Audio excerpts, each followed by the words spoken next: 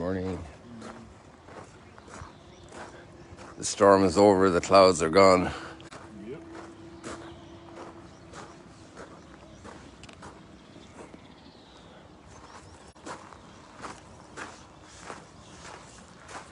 As the sun progresses north, we can't get that reflection until we go further south.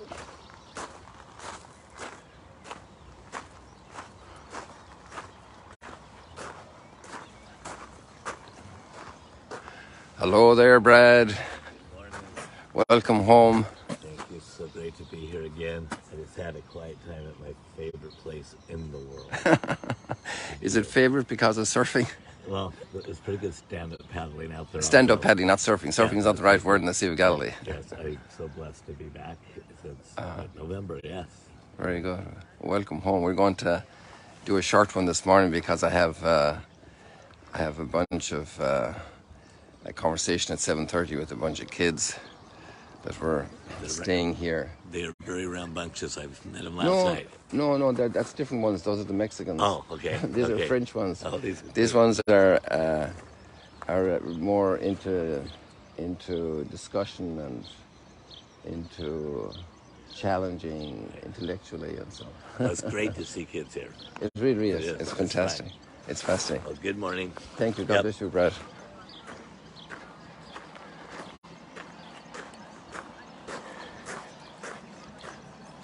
So here's another group having enjoyed the sunrise.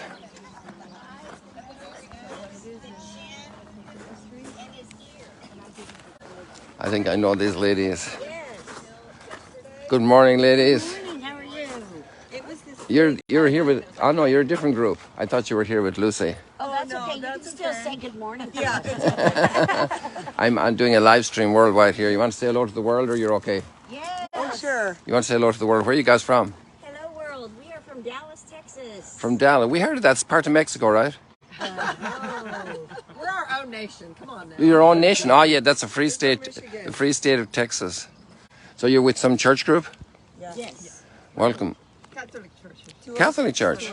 Oh, you with 206. Ah, okay, very good. Excellent. Are you from Ireland? Nobody's perfect.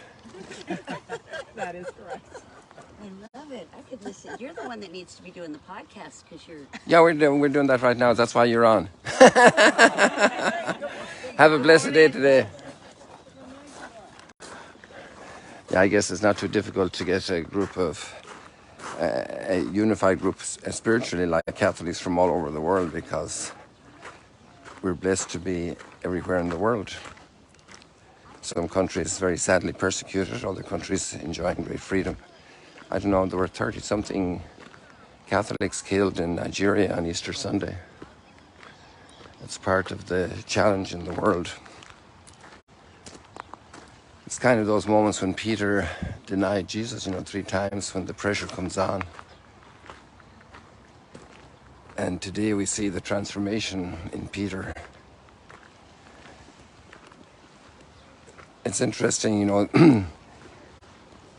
the other day we had a scene where Mary Magdalene was weeping at the tomb.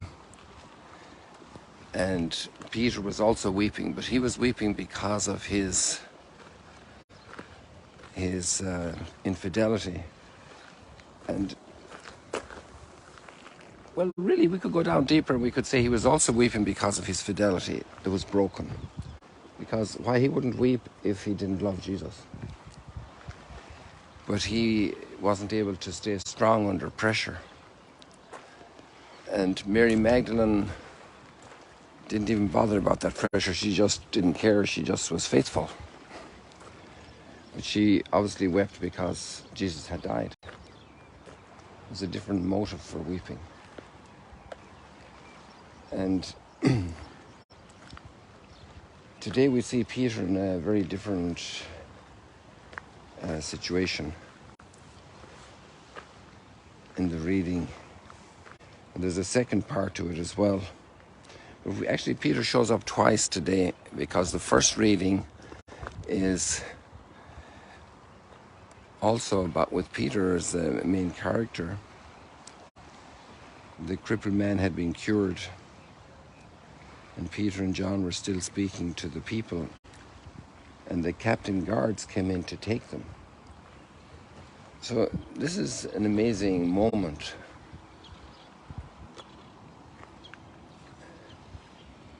Now Peter is being challenged for his faith in Jesus.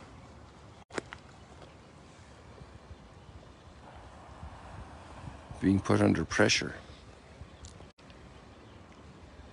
It's not legal, so to say. It's not approved by the authorities that he speak about his faith, that he share his faith.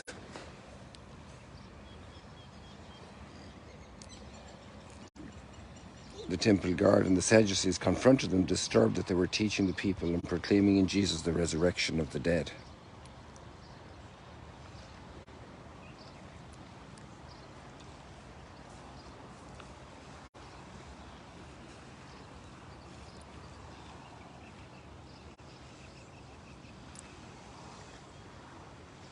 They laid hands on Peter and took them into custody.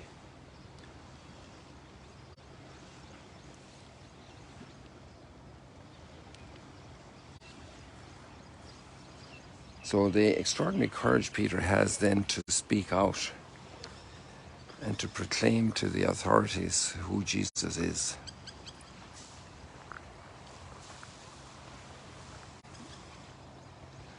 As the storm is over, we have this beautiful sunrise. And that's since the storm is over in Peter's life as well. For him, it's very clear. The light is abundant. He has overcome his brokenness, at least to a great degree. As we know, at the end of his life as well, he's running away from persecution in Rome. And Jesus intervenes again in his life. And he goes on and becomes crucified.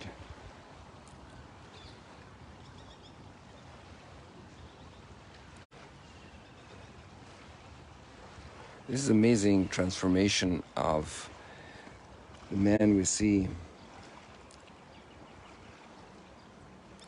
during the Passion, his weakness.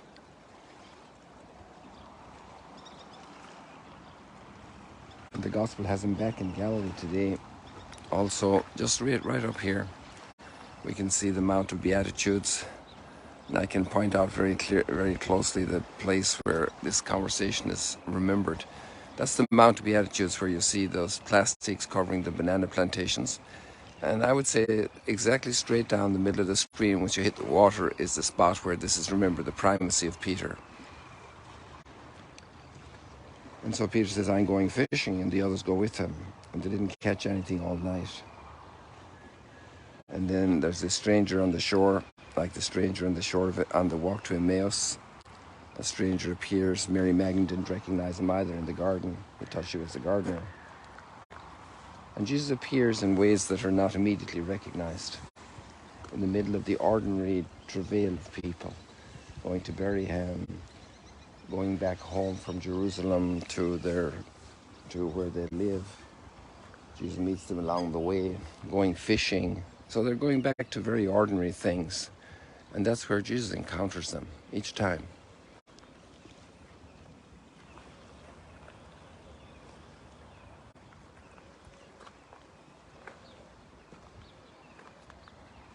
Sitting, chatting with a friend, Jesus encounters us.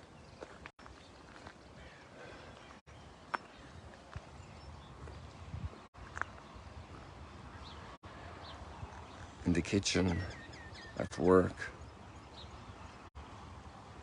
in our pastimes, in our travel. So then they didn't catch anything, but at the word of this stranger, their boats overflow with fish. They pull in so many. And then this stranger has a charcoal fire already burning, which is a very interesting thing, because he will later ask Peter 3 times does he love him? That's not today's gospel, we don't get that far. There's a whole process going on. There's a process of Peter being reestablished. And there's also a process going on for the leaders of the people. They're being offered another chance. There's a man who was crippled, who is now completely healed. All the people recognize it. It's undeniable. And Peter claims Jesus did this. So, in a certain sense, we were asking the question, why didn't Jesus appear to everybody? But he actually does, in a way, in their ordinary life. And here we have these authorities trying to keep order in society, and they have these religious innovators that are proclaiming Jesus as Lord, and that he is the cause of the resurrection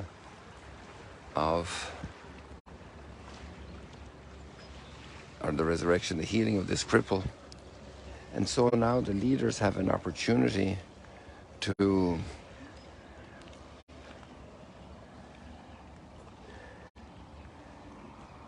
open their eyes and see Jesus, but they prefer to follow a different route. There are little steps in our faith, little steps of growth to open our eyes, because that's what Peter and the disciples had to do when they got the fish. It is the Lord. They recognized. That's what the disciples of Emmaus did. And they recognized him in the breaking of the bread. And Mary Magdalene recognized him and burst out, Rabboni. And very ordinary things. People, I have to take care of these kids at 7:30, and I have to do editing on this, and I have to do the Instagram one. So if you allow me today, we'll keep it short, keep it like this. And I wish you many, many blessings today. And it's interesting also in the Psalm, the stone rejected by the builder has become the cornerstone.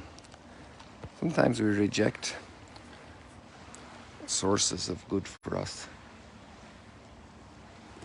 May today be a great day of blessing and growth for you. Maybe the storm is over in your life, or maybe it's the middle of the storm, but there's another day coming. God bless you. See you later, alligators.